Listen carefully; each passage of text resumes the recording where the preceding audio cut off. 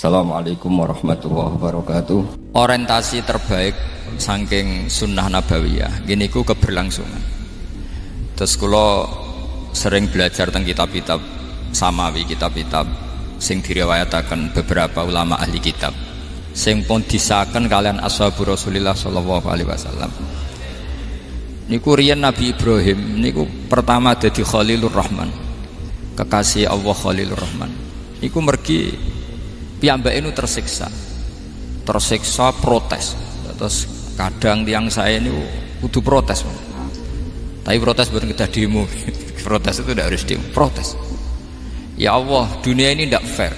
Engkau yang Tuhan, Engkau zat yang begitu penting, Engkau zat yang menciptakan langit dan bumi, Engkau zat yang memberi rizki, yang bikin air, bikin oksigen, semua kebutuhan manusia. Kemudian mereka tidak kenal Engkau. Ini tidak fair. Jadi beliau itu tiap malam itu ngumpat. Ini enggak fair dunia ini. Engkau yang begitu penting mencipta langit bumi, Engkau begitu penting yang menciptakan air, menciptakan kebutuhan manusia. Kemudian mereka tidak kenal Engkau. Ini enggak fair. Ini enggak benar. Jadi sering marah. Karena sampean enggak bisa bayangkan kan, apapun hebatnya presiden atau menteri atau rektor atau kiai, terus nang desa enggak dikenali statusnya, diundang lek apa ning dilek, itu gak keren blas. Karena ya sama kan, misalnya Habib Soleh Alatos, muridnya Said Umar punya Mbah Mun, terus nang desa diundang pening dilek, itu kan gak keren blas. Awal dari keren tetap dikenal. Nah kemudian orang itu tidak kenal Allah. Makanya terus beliau sujud berkali-kali, ya Allah, sama siapa munajatnya beliau, innahu la yahzununi alla ara ahadan fil ardi ya'buduka ghairi. Jadi cara kiai sarang namanya ini innahu saat temne kelakuan la yahzunu, yektene nyusano ni ing ingsun, nyusano banget karena pakai lam taukid. Innahu saat temne kelakuan la yahzunu, yektene nyusano banget ni ing ingsun. Apa sing nyusano an? Apa sedene kelakuan la ora ningali ingsun fil ardi ing dalam bumi. Ahad dan ing wong suci abudu kang nyembah sapa ahad ka ing panjenengan ghairi saliyane ingsun. Ya Allah, sungguh saya sangat susah. Karena Engkau zat yang begitu penting, kemudian yang tahu kalau Engkau Tuhan itu hanya saya. Sampai ngenes gak misalnya ada orang melihat saya itu marhafid, kemudian tidak tahu kalau beliau orang alim. Sampai sebagai muridnya ngenes gak? Ngenes kan? Ada orang memperlakukan Mbah Mun tidak tahu kalau beliau seorang alim alama. Kita sebagai santrinya ngenes gak? Ngenes. Nah ini Allah yang Tuhan, kemudian orang tidak ada yang memperlakukan dia sebagai Tuhan, bahkan nyebut saja tidak mau. Itu ketersiksaannya Nabi Ibrahim. Kalau kita kan tersiksa mergo ora duwe, ora payu rabi, sing wis payu rabi ra iso wayo, ya gitu. Macam-macam kesulitan. Itu jadi apa, jadi wali itu sudah berat karena orientasinya agak tentang Allah tapi tentang diri sendiri. Ana sing susah proposal ragu ya masa kamu. Macam-macam. Artinya Nabi Ibrahim itu orang yang benar-benar Khalil Rahman. Beliau tersiksa ini karena dunia dianggap gak fair. Masa Allah zat yang begitu penting kemudian mereka nggak tahu. Maka awal dari nubuah itu apa? Menaukan, al-i'lan, mempermaklumatkan Allah di alam raya ini. Makanya nggak ada nabi kecuali memaklumatkan diri. Saya dulu awal-awal Habib Soleh mau nyai, saya bilang orang alim itu harus ngaku kalau alim. Habib juga harus ngaku kalau Habib. Yang orang miskin tidak usah ngaku, sudah konangan. Wong elek ora usah ngaku wis ketara elek. Sudah. Karena agama ini pertama yang menolong itu memaklumatkan. Sehingga pertama Nabi jadi Nabi dari Gua Hira, pertama apa? Cara saiki nggih kira-kira memaklumatkan. Tapi reso dibahasano jumpa pers. Tapi yang jelas pertama yang dilakukan Nabi setelah di Gua Hira apa? Memaklumatkan diri kalau beliau adalah Nabi. Sehingga dikumpulkan semua, terus beliau memaklumatkan diri kalau saya ini Nabi. Karena nggak ada artinya Allah kalau tidak dimaklumatkan. Makanya di Quran itu kalau menyebut Allah atau menyebut kebenaran selalu dimulai dengan kata fa'lam, harus dimengertikan. Kita ngerti kemudian mengertikan ke orang lain. Makanya saya sering dulu bilang ke Habib Soleh, nggak boleh orang soleh menyembunyikan diri. Karena nanti kalau orang-orang soleh menyembunyikan diri, sing zuhara ala wajhil ardi adalah sesuatu yang enggak benar. Coba misalnya gini, orang bisa terhibur lewat dangdutan, terhibur lewat maksiat. Sementara orang enggak bisa terhibur lewat thala al-badru alaina, asyraqal kaunu bihaja dan sebagainya. Maka orang-orang soleh adalah orang yang bisa memaklumatkan Allah, memaklumatkan Rasulullah, memaklumatkan Quran, dan supaya itu diterima. Karena awal dari orang terima itu tahu dulu. Nah ini tahu saja ndak. Makanya Nabi Ibrahim susah, ya Allah, engkau zat yang begitu penting kemudian tidak diketahui. Ini apa-apaan, nggak fair. Akhirnya Nabi Ibrahim diangkat sebagai Khalilur Rahman untuk menaukan atau untuk memaklumatkan Allah Subhanahu. Nah sebelum itu beliau dihibur, diterbangkan ke langit, ke alam malakut. Kamu susah ya, kenapa susah? Karena zat sepenting engkau kemudian tidak ada yang menyembah. Terus dijak ke alam malakut, ditunjukkan sekian juta malaikat, sekian ribu malaikat, semuanya membaca tasbih takbir. Ibrahim senang. Oh ternyata sing seneng jenengan banyak. Loh, coba kalau kita punya kiai kayak Mbah Mun, semakin yang seneng banyak kan semakin kita seneng. Kalau nggak ada yang tahu kan kita tersiksa. Makanya ini penting sekali. Jadi pertama agama ini seperti ini itu barokahnya dingertikan, dimaklumatkan. Saya ini orang yang humul itu menutup diri betul, kecuali bab ngaji. Saya kalau ngaji terbuka. Sampai saya tidak tahu apa ada yang streaming apa direkam, saya tidak tahu. Pokoknya saya satu-satunya saya mau terbuka itu pas ngaji. Dan saya pede karena dulu ngaji saya benar. Saya tanya Mas Akom, sebetulnya kalau sama mau mulang terbuka bagus. Potensinya dua, konangan alimnya atau konangan. Ya resiko terbuka kan itu dok. Konangan alimnya. Nah daripada potensi yang kedua terus nggak mau ngajar ya humul. Syaratnya wali ku humul. Oh, humul itu nggak menampakkan diri. Memangnya mau menampakkan apa kalau nggak bisa apa-apa kan? Jadi saya tidak tahu itu humul apa bagian dari pengamanan diri. Apa mas? Apa? Aim. Jaga iman. Jadi Nabi itu pertama yang dilakukan apa? Memaklumatkan kalau Allah itu Tuhan. Jadi ciri utama orang soleh itu kalau kebenaran tidak mendominasi bumi ini. Jadi ciri utama orang soleh itu seperti itu. Makanya kenapa saya milih manhaj. Tentu Habib Soleh tidak harus niru saya karena antar orang alim tidak boleh saling mengikuti. Tapi juga seterusnya nggak boleh saling ganggu. Saya itu ngaji di mana-mana itu guyon. Karena bapak saya suka guyon, Mbah Mun suka guyon. Alasannya bapak dulu sederhana. Orang sudah nyari hiburan dengan maksiat. Sehingga agama ini harus membawa keceriaan sosial, membawa keceriaan hati. Karena Allah ngendikan kul bi fadlillah wa bi rahmati fa bidzalika falyafrah. Orang tuh harus senang dengan kebaikan. Orang happy dengan tolal badru alina, happy dengan manaqibul akhyar, dengan fadhailul akhyar. Karena orang di sana sudah senangnya itu kalau ada maksiat. Nah sekarang agama dibawa orang-orang yang tidak menyenangkan juga. Ngaji teko wis merengut. Ada muridnya salah duduk marah, salah posisi meja marah. Lalu orang-orang kan mikirnya kan daripada ngaji dimarahin terus mendingan ndak kan. Makanya Nabi itu paling marah itu kalau satu kebaikan jadi problem. Mu'ad bin Jabal itu pernah ngimami lama sekali. Dan yang makmum itu akhirnya mufarokoh. Dulu belum ditemukan fikih, tapi orang ini sudah berani mufarokoh. Jadi ini termasuk mujtahid sebelum tahu Fathul Mu'in, tahu Wahab, dia sudah berani mufarokoh. Jadi sudah luar biasa. Karena bangsa ibadah yang agak-agak ngawur itu tanpa diajarin sudah do pinter sendiri. Dia mufarokoh. Ketika dia mufarokoh, komentarnya Mu'ad, dia munafik. Sholat belum selesai kok mufarokoh. Singkat cerita Mu'ad melaporkan itu ke Rasulullah. Si tukang penggembala ini juga melaporkan ini ke Rasulullah. Tapi apa kata Rasulullah? Yang Rasulullah itu yang bela, malah bela yang penggembala tadi. Afattanun anta ya Mu'ad. Kamu itu tukang fitnah. Agama ini kalau kamu model begitu orang lari. Basyiru wala tunafiru, yassiru wala tu'asiru. Padahal ini baca Quran panjang, harusnya akan ibadah. Tapi karena ini menjadi problem sosial, orang menjadi tidak nyaman jamaah. Itu sudah disalahkan Nabi. Karena tadi kalau agama ini jadi problem, maka masalah besar. Makanya sifat dasar Rasulullah apa khafiful maunah, biayanya murah. Makanya saya ngaji di mana-mana ya suka seperti ini. Mejanya enggak jelas, pengunjungnya juga agak jelas. Semakin kacau semakin baik kira-kira. Ini pengunjungnya juga seperti ini kan.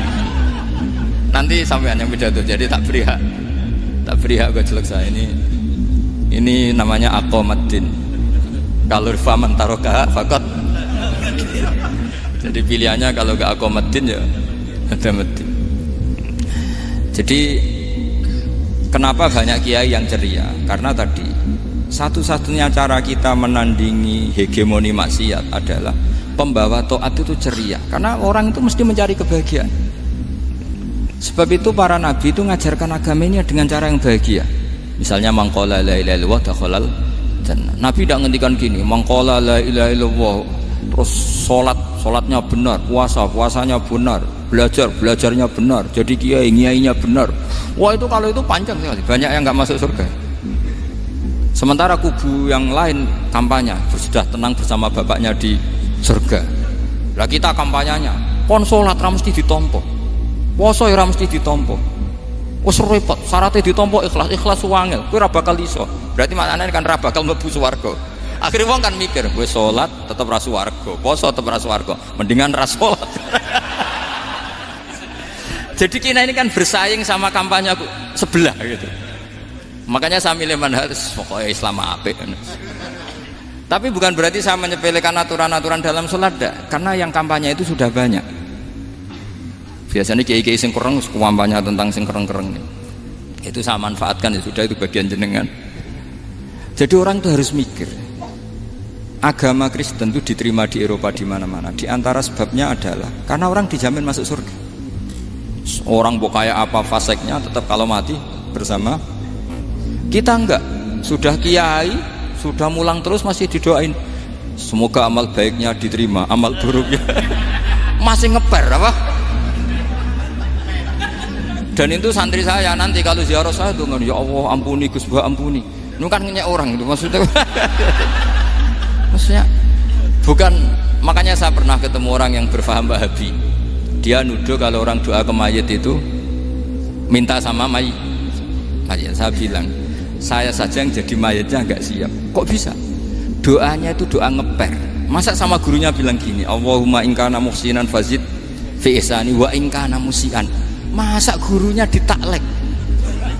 Jadi dia tidak yakin betul kalau gurunya muhsin, masih ditaklek. Jika guru saya baik maka gini ya Allah, jika guru saya buruk maka gini. Loh, saya tuh gak pernah doain Mbah Mun gitu, tak anggap gak sopan. Jadi kalau saya berdoa, ya Allah jenengan idzihi apa ya, jenengan balas lah, idzihi anna anil muslimina khairan katsira wa antal ghafurur rahim wa anta gitu. Saya enggak tega muni wa ingkana musian. Jadi kayak ada sopan kan? Loh kalau aku yang mati sapi lagi deh. Tak balik malah ingkana musian, malah ada terusannya bahwa kadalik. Jadi makanya mereka kan sering pakai dalil, andai kan tradisi itu benar, maka yang paling pertama melakukan itu sahabat. Selalu mereka berargumentasi kalau itu tradisi yang benar, maka pertama yang melakukan itu sahabat. Ya gak mungkin sahabat masa bilang ke Nabi ingkana, bisa kafir berat kan? Masa kesolehannya, loh andai kan Abdul Qadir wafat di mana ini ngomongin Beduk, saya tidak akan berdoa seperti itu. Oh bisa marah Abdul Qadir Jailani. Masa kesalahan beliau di ingkana musinan sama ingkana musinan. Jadi orang tuh harus mikir. Jadi saya dengan bukan berarti Gus Bah bid'ah menciptakan doa baru. Ini bukan urusan menciptakan. Orang yang punya sopan spontan seperti itu. Ini bukan urusan modifikasi doa, enggak. Makanya kenapa para nabi itu tidak disolati dengan cara seperti itu, langsung assalamualaikum ya Rasul, assalamualaikum ya Abu Bakrin, assalamualaikum ya Umar. Enggak mungkin kita mengatakan ya Abu Bakrin, ya Allah ingkana. Masa Abu Bakar di ingkana?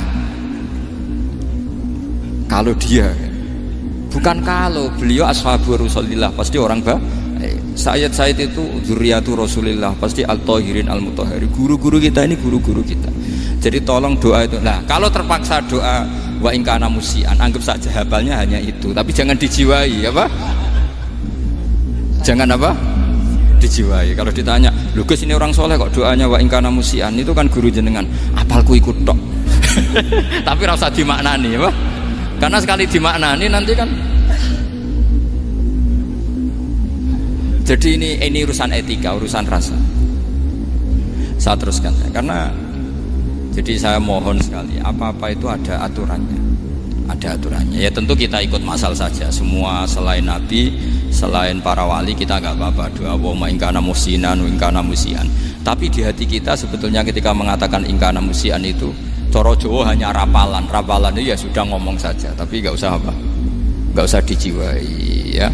Yang dijiwai kita adalah sifat ghafurnya Allah.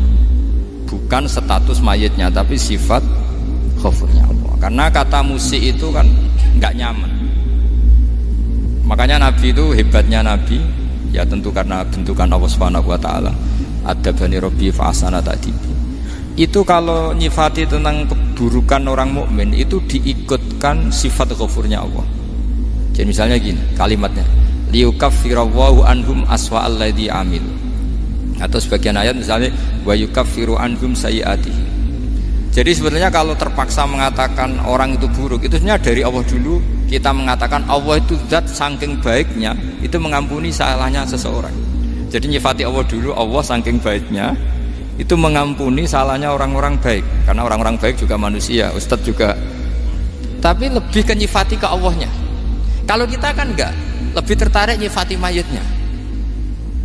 Sehingga kita di hati itu mayit kira tak jalan sepuro tuntas kayak gitu. Jadi kalau di Quran tidak seperti itu. Jadi kita lebih mensifati Allah itu Ghafur, Afuwun Karim. Makanya seperti doa-doa kita kalau Ramadan begini, Allahumma innaka afuwun karim tuhibbul afwa, baru bakas fa'fu. Jadi ada aturannya. Meskipun ilmu ini agak jelimet, tapi bagi ahlinya ini ma'ruf. Kalau sampean nggak paham berarti nggak ahlinya. Jadi ilmu ini agak jelimet, tapi ma'ruf. Nah, sehingga Rasulullah kalau kita meyakini syafaat Rasulullah SAW, itu cara berpikir harus kita balik. Misalnya begini, wong Islam nakale ngono, penggaweane maksiat kok disafaati Kanjeng Nabi kurang penggawean. Caranya berpikir jangan gitu. Kalau gitu kowe mari mangkel, wong nakale ngono kok untuk syafaati Kanjeng. Tapi cara berpikir gini, syafaatu Rasulullah itu wasi'ah, luas sekali. Syafaatu Rasulullah ghairu munhasirah, tidak terbatas. Syafaatu Rasulullah itu lebih sakti ketimbang dosanya umatnya. Semua ulama dulu kalau nyifati Allah juga gitu. Allahumma misalnya maghfiratuka awsa'u min dzunubina. Ya, yang misalnya yang pakai mutakalim ya Allahumma maghfiratuka awsa'u min dzunubi wa rahmatuka arja inti min amali. Jadi jangan kitanya dulu. Kalau kitanya dulu kan nyifati kita dosa banyak. Itu sama ndak usah ngaku sudah tahu semua. Tapi nyifati pertamanya apa? Allahumma maghfiratuka awsa'u min dzunubi wa rahmatuka arja inti min amali. Sehingga dari nyifati maghfiratullah yang wasi'ah, yang tidak terbatas, kemudian kita sah mengatakan bahwa ahlul maksiat pun mungkin atau berhak dapat ampunan. Sama, syafaatu Rasulillah itu ghairu munhasirah, syafaatu Rasulillah itu wasi'ah. Sehingga sahlah riwayat syafaati li ahlil kabair min ummah. Itu bukan menyangkut melegalkan kabirah, bukan menyangkut mengesahkan orang Islam dosa besar, karena nanti dapat syafaatnya Rasul. Cara berpikir jangan gitu. Nanti kamu mentasjek memberanikan orang melakukan maksiat berdasar iktimat syafaati Rasul. Itu jangan gitu cara berpikir, dibalik apa? Syafaatu Rasulullah awsa'u wa awsa'u. Sangat luas. Sehingga saking luasnya sampai yang tukang maksiat saja kebagian. Sama rahmatnya Allah Ta'ala itu wasi'ah, rizkinya Allah ya wasi, sampai wong nganggur ya iso mangan ngono. Lah begitu juga rahmati Allah Ta'ala itu wasi'ah, sampai wong sing sumpek utange akeh ya iso guyu ngono. Lah tapi kalau dibalik, misalnya saya diprotes kiai, saya pernah juga diprotes, Gus umat kok mbok latih guyu padahal mereka maksiate akeh, utange akeh, gini-gini. Karena kamu menyifati orangnya. Kalau menyifati orangnya sampean guyu haram. Utang jatuh tempo, sampean gak mikir dosa ndak? Dosa. Jadi kiai muridnya goblok kok kiai ini kurang tahajud, itu ya dosa. Dadi kiai kok muridnya goblok tenang wae. Sementing untuk sowanan iku amatir ya kene. Mestinya cara berpikir dibalik. Rahmatullah wasi'ah, rizquhu ya wasi', fadluhu wasi'. Sampai wong sumpek wae iso guyu. Sehingga kita ini sudah objek. Loh, kita ini tidak subjek di alam raya ini, kita tidak subjek tapi apa? Objek. Makanya saya berkali-kali mengatakan, mbok kayak apa sumpeknya kita, tetap wong iso guyu. Karena apa?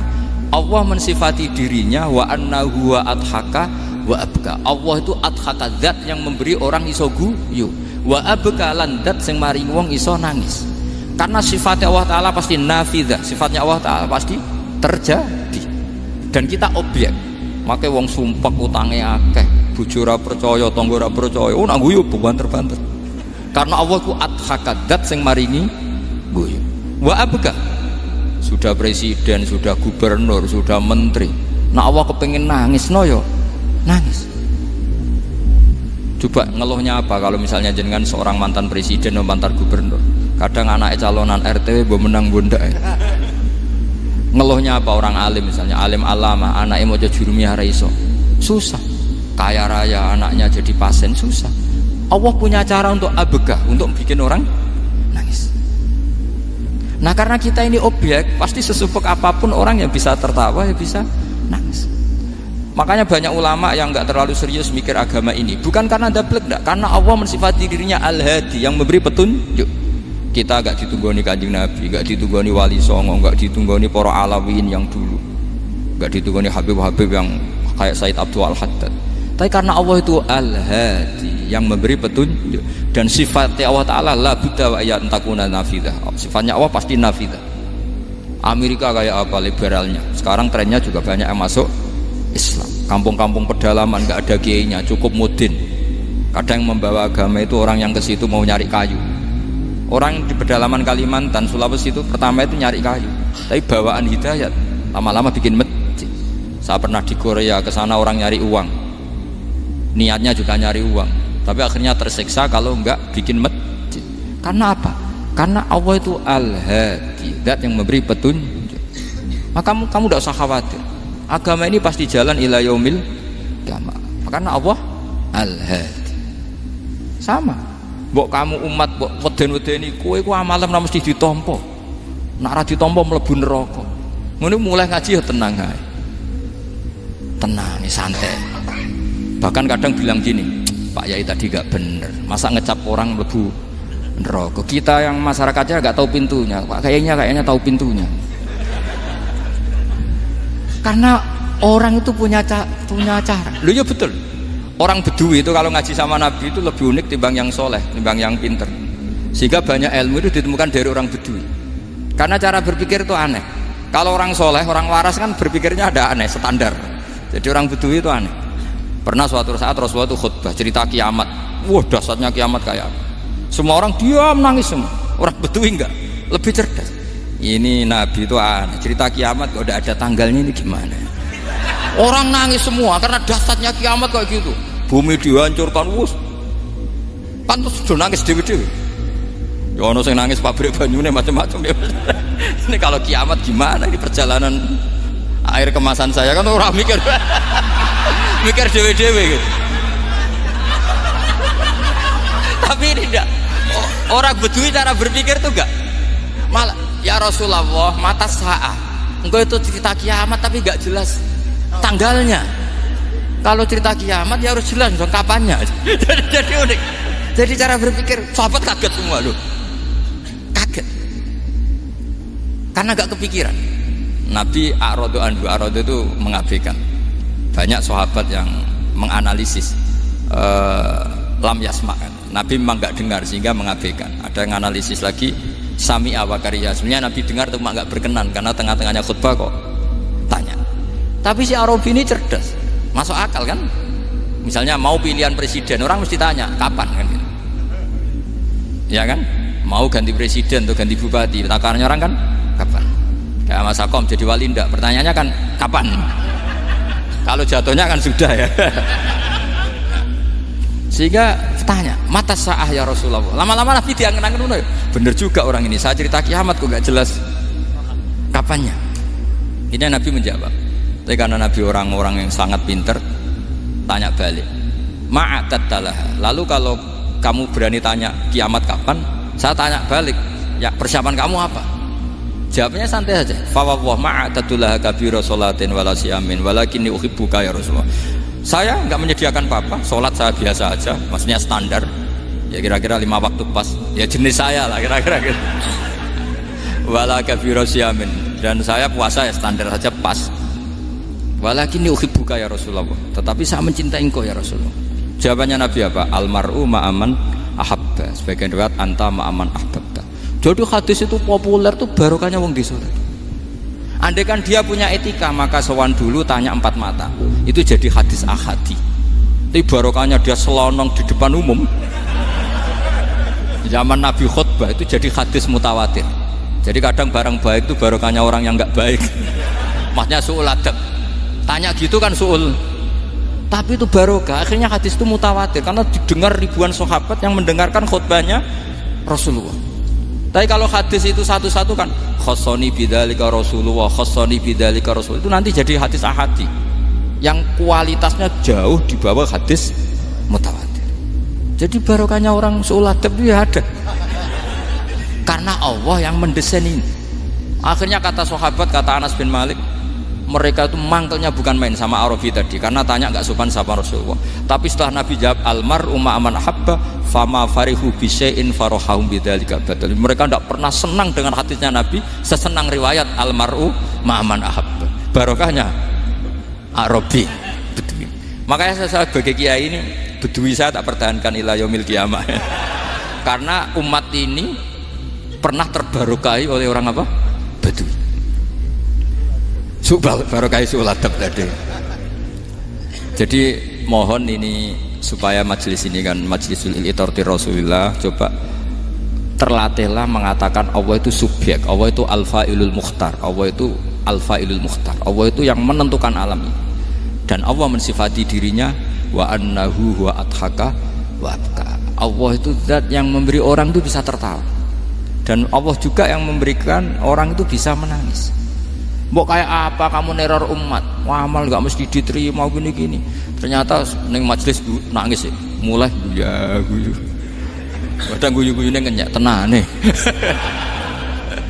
Daripada apa ya agak-agak merodok orang yang dohirnya beda dengan batinnya, nggak perlu distatuskan seperti itu. Ya sudah biasa saja. Jadi, nah, fi muqaddimihim, imam besar dalam manhaj ini namanya Abul Hasan apa? Asyadzili. Abul Hasan Asyadzili itu kalau ada orang tanya gini, Beb saya ini susah, sholat saya tidak mesti diterima Allah gini-gini, marah.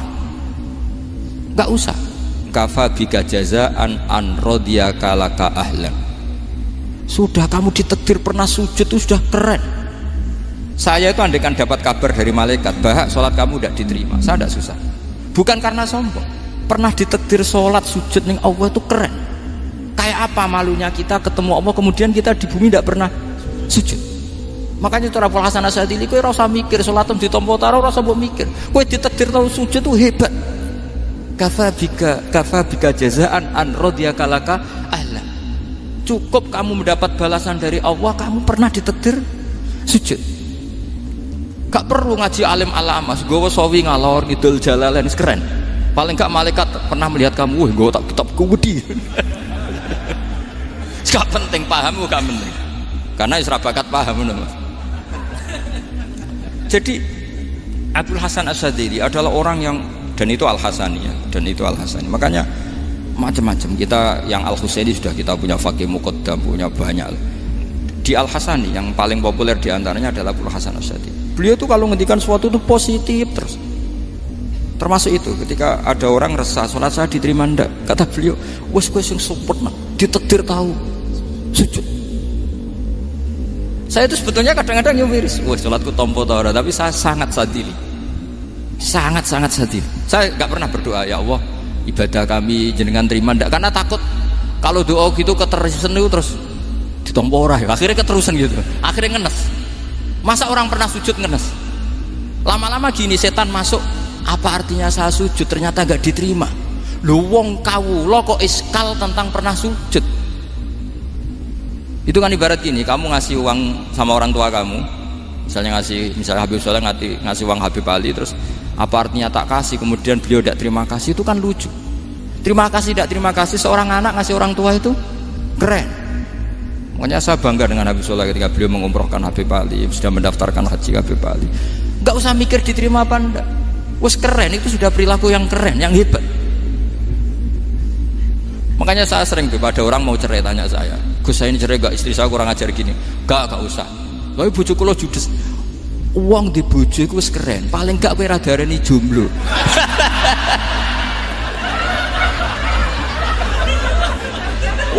Diarani duda ora enak. Wis luwe sabar di diarani duda mek diarani bojo judes. Enak bojo judes cek gagah. Di bojo lah. Oh, provokator itu.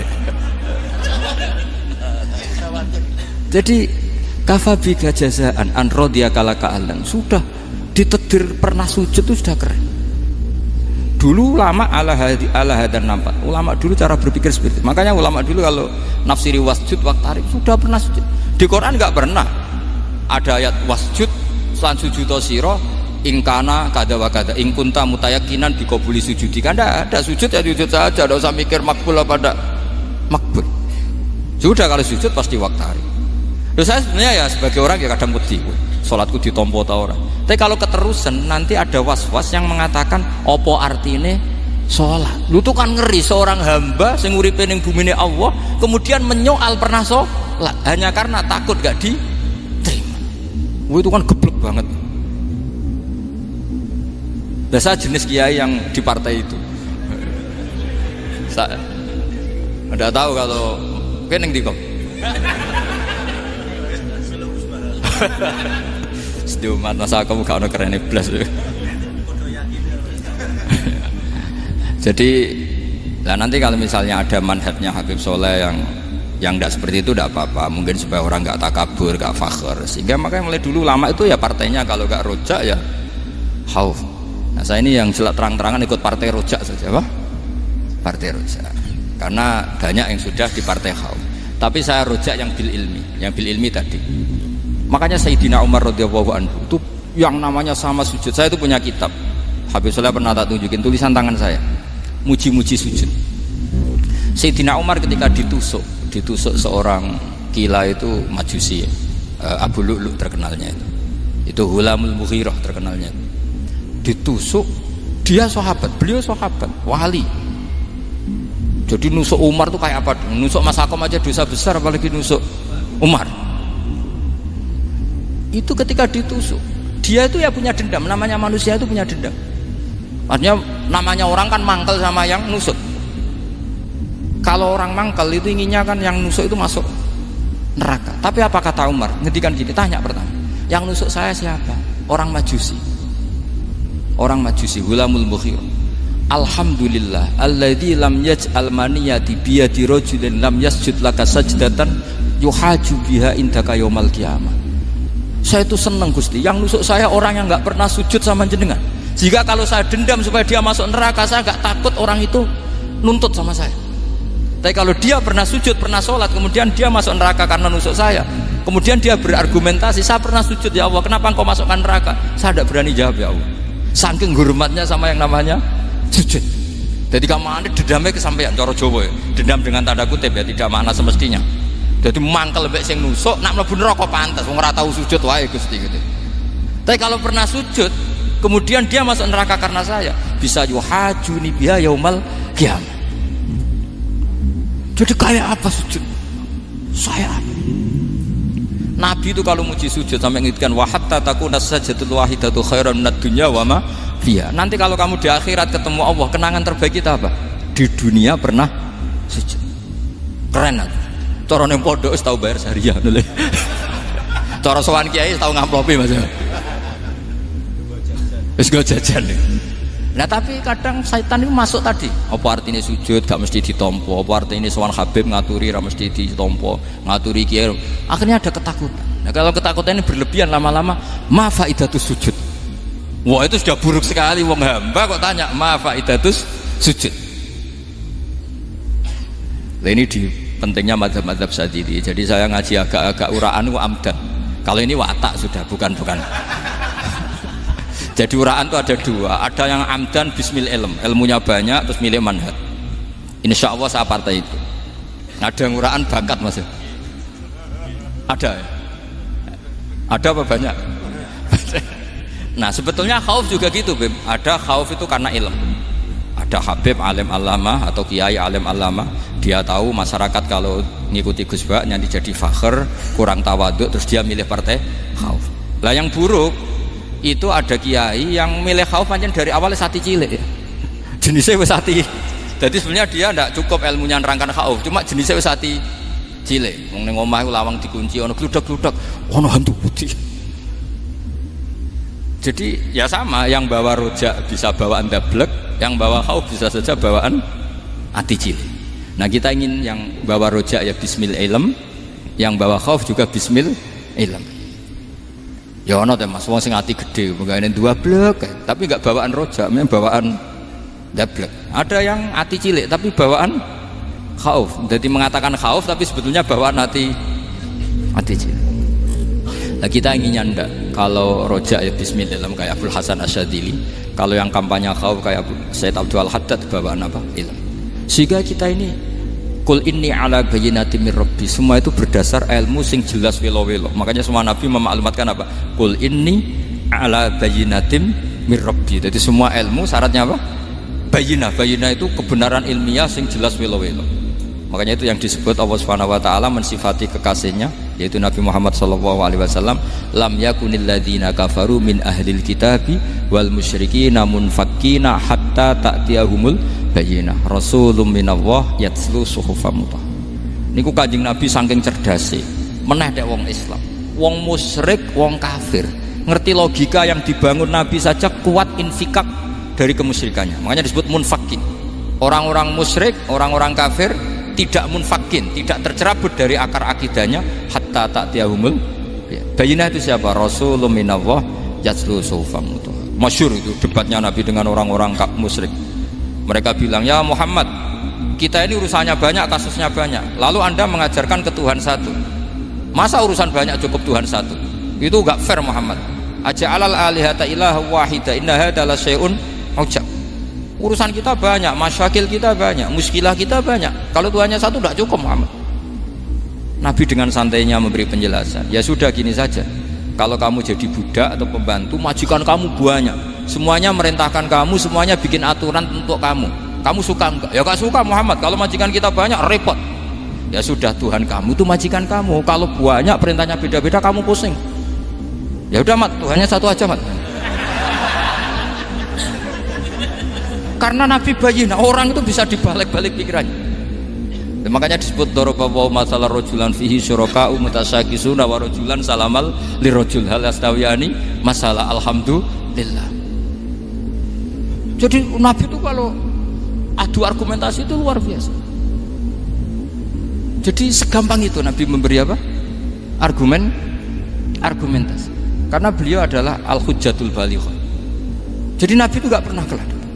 Pernah Nabi debat sama orang Yahudi, Muhammad, saya ini turunan Ibrahim, kita ini Israel ya, kita tahu Israel adalah turunan Nabi Israel, nama lain dari Yakub bin Ishak bin Ibrahim. Padahal Yakub ini punya anak namanya Yahuda, makanya Yahuda bin Yakub bin Ishak bin. Kita ini yang mirip Ibrahim, bukan kamu. Tapi orang Yahudi itu nggak apal nasabnya, sehingga mereka bilang kita ini saking baiknya Ibrahim saja pengikut kita. Terus digojlok oleh Nabi, Ibrahim itu buyute Yahuda, makanya digojlok, ha antum ha ulai hajatum fi malakum bi ilm falimatu hajuna fi ma laysa lakum bi ilm. Kita adu debat itu sudah ilmiah, kenapa kamu menjadi tidak ilmiah? Kenapa Muhammad? Terus Allah menurunkan wa ma unzilatit taurat wal injilu illa min ba'di afala ta'qilun. Artinya gini, kalau Ibrahim dikatakan Ibrahim Yahudiyah, itu sama dengan saya berkali-kali podo karo sampean saling ngendikan Bazubair itu pengagumnya Gus Roji. Padahal Gus Roji bin Ubab bin Maimun bin Zubair, misalnya Gus Roji bin Kiai Haji Ubab bin Kiai Haji Maimun bin Kiai Haji Zubair. Nah Ibrahim itu kan Yahuda bin Yakub bin Ishak bin Ibrahim. Terus mereka bilang Ibrahim itu pengikut Yahudi. Itu kan kebalik. Kayak Habib Hasan itu pengagum Habib Soleh. Kan Habib Hasan rohnya ini gimana ini sih mbahnya kok dianggap. Nah sehingga orang Yahudi ketika Nabi berdebat beda dengan Nabi Muhammad SAW. Ketika ditanya kenapa kamu yakin agama tauhid millata abi, karena ini agama nenek moyang saya, millata abikum apa Ibrahim. Jadi jelas akhirnya orang Yahudi ngerti. Ya kan sama dengan mengatakan tadi Pak Karno itu pengagum Puan Maharani. Kan aneh nggak kalimat itu? Mbah Hasyim Asy'ari itu pengagum Gus Dur. Gak lucu. Itu debat. Jadi Nabi itu orang yang bayina itu kalau menerangkan kebenaran itu bahkan orang kafir pun bisa infikak, bisa munfakin, tercerabut dari akar kekafiran. Nabi itu mudah sekali merubah logika. Makanya di Quran sering ada kata aro'aitum, karena memang tadi. Nah saya mohon apapun pilihan anda rojak kayak Abdul Hasan Asy'adili tadi, ketika orang resah sujudnya diterima apa enggak, sholatnya diterima apa enggak, beliau bisa berargumentasi betapa pentingnya sujud. Wes ajeng kowe iku kawula, tahu sujud iku keren. Saman bayangkan betapa malunya kita kalau kita ketemu Allah kemudian di dunia enggak pernah. Lho paribasane kula mlebu swarga lah iku isin. Mlebu swarga tapi ning donya ora tau isin. Sama seperti kowe di guru saurip-uripmu ora tau salam templek isin. Kira-kira seperti meskipun salam templek ora penting ya ora penting tuh, misalnya soleh salam templek 50.000 duwe wis akeh ngono kan. Nah Mas aku penting kudu rokok. Itu bukan nilainya kok, betapa malunya kita. Saya dulu mau sarang, andai kan tidak pernah khidmah sama iya malu tenan sebagai apa? Santri. Makanya Sayyidina Umar ketika beliau dibunuh orang, itu pertanyaan pertama, dia pernah sujud enggak pernah. Andai kan dia pernah sujud, maka saya tidak berani masukkan dia masuk neraka. Takutnya dia protes sama Allah, ya Allah saya pernah sujud kenapa harus di neraka. Atau Umar ditanya Allah gini, Umar kowe ridho wong sing tau nyembah aku kemudian dia di neraka, kayak apa? Jadi makanya Umar ketika wafat ketika alhamdulillah alladzi lam yaj'al maniyati biyadi rajulin lam yasjud laka sajid.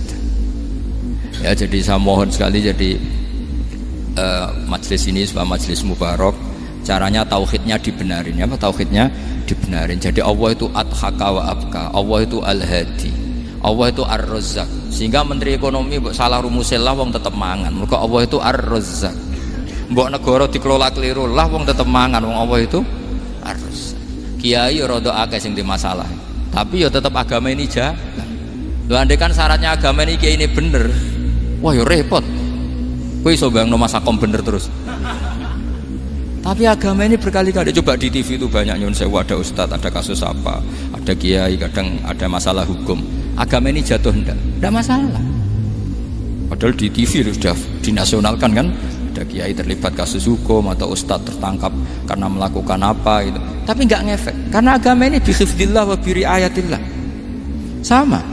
Negara mana-mana kadang manajemen ekonominya enggak jelas, tapi masyarakat ya makan karena Allah Razzaq. Sama aku kancanan Mas Ako mengeluh tapi Allah adhaka akhirnya iso guyu padahal orang untungnya blas kancanan dede tapi karena Allah itu adhaka. Nah kita dengan istri yang kita cintai, dengan keluarga kadang yang nangis karena Allah itu zat yang bisa memberi abka wa annahu wa adhaka wa abka, terus wa annahu wa amata wa ahya. Kita tidak ingin mati, wah mati ya mati saja karena kita objek. Nah hidayah itu seperti itu. Allah al-hadi apa? Allah itu kayak apa Korea, negara ateis. Nggak kebayang di sana ada ngaji Aqidatul Awam Mabadi' Fikih. Sekarang banyak. Saya tuh kalau beli Aqidatul Awam kerdusan tak kirimkan ke Korea. Sebelum saya ke Korea, karena sebagian santri saya di Jogja. Di sana ada ngaji Aqidatul Awam, ngaji takrib. Bahkan saya di sana dilakokno sakduna fid dunya. Kayak apa Allah kalau ingin bikin hidayah? Karena Allah itu al-hadi. Wong Indonesia digerakno seneng duit. Bareng wis seneng duit moro apa? Korea. Setelah di Korea tersiksa karena gak ada tempat sujud. Akhirnya urunan. Segampang itu kalau Allah mengendaki. Itu gak dibenem MUI, gak dibenem Karena Allah Al-Hadi. Jadi saya mohon sekali tauhid ini dibenerin dulu. Allah tetap Al-Fa'ilul Mukhtar, apa? Al-Fa'ilul Mukhtar. Sehingga Allah mensifati dirinya Adhaka. Mbok kamu bendung kayak apa, orang ngaji saya tetap guyu. Sekarang iso mbuli saya, oh Gus Pak ngaji tidak guyu. Allah yang memberikan guyu kamu itu. Andai kan sesuai status kamu, kowe ora ngarep guyu. Utang akeh, jatuh tempo, bojo ora percaya. Gede-gede ya, kayak paham. Ya jadi ini tak isyatkan jenengan, saya ini tadi bawa kitab Fathur Rahman di Thalibi Ayat Al-Quran, mau tak kasihkan hadiah ke saya itu Umar Hafid sebagai penyempurna karena beliau sudah Al-Husaini. Semoga ini dapat barokahnya Al-Hasani. Ini dikarang oleh zurianya Abdus Salam bin Masis. Abdus Salam bin Masis adalah guru dari Abul Hasan apa? Asyadili. Jadi kita tahu Sohibul Hikam Ibnu Athaillah As-Sakandari muridnya Abul Abbas Al-Mursi. Beliau muridnya Abul Hasan Asyadili. Beliau muridnya Abdus Salam bin Masis. Yaitu Alami Zada ini min dzurriyyati Abdus Salam bin Masis. Jadi ini Al-Hasan. Jadi ini sudah klub karena mulai dulu ya tradisinya gitu, banyak sabaib ngaji barojak bafadol, nanti yang bafadol barojak yang ngaji Habib lagi, seperti sanadnya Soleh di Sarang ya, Soleh ngaji Bahmun, tapi Bahmun ngaji Sayyid Alawi Sadat ya, ngaji Sayyid Zaini Dahlan, nanti setelah Sayyid Zaini Dahlan ngaji Ajam lagi Usman Adim Yati. Jadi ya biasa mulai dulu silsilah ya seperti itu. Jadi seperti dulu Ibnu Abbas termasuk Qorobatul Rasulillah. Jadi dulu Qorobatul Rasulillah itu Bani Hasyim sama Bani Muttalib. Tapi kalau sekarang ya tentu para sadat, para habaib. Dulu biasa Ibnu Abbas ngaji ke Zaid bin Sabit. Itu Ibnu Abbas yang mencium tangannya Zaid bin Sabit. Tapi Zaid bin Sabit juga mencium tangannya Ibnu Abbas karena Qorobatul Rasulillah Shallallahu Alaihi Wasallam. Jadi saya mohon semuanya itu insaf bil ilm, ya, insaf bil ilm. Kayak tadi munfakina hatta ta'tiyahumul bayin. Jadi bayina itu orang yang kalau menerangkan itu memberi penjelasan sing jelas welo-welo. Itu siapa? Rasulun minallah yatslu suhufam mutahharah. Al-Fatihah.